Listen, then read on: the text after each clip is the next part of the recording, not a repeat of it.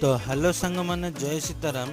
आज मेन्यू रे अच्छी आलू कषा दही चीनी मत तो तुम जानी कह कौन पड़ो यहाँ है बैगण को पोटल भर्ता।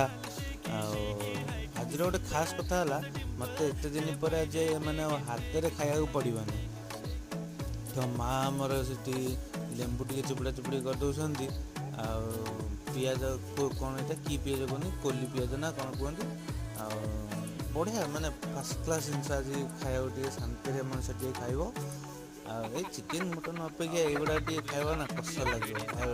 ये तो मोर फेवरेट जिनस गला थरक भी आपण मैंने जानी थे। ये आलू सॉरी बैगण आउ पोटल कषा कषा माने भर्ता टाइप कराई। यहाँ तो मोर फेवरेट बहुत फेवरेट स्पेशली फेवरेट यहाँ मोर कहीं दही टिके ना मोर भात हजम हुए। यहाँ तो कहया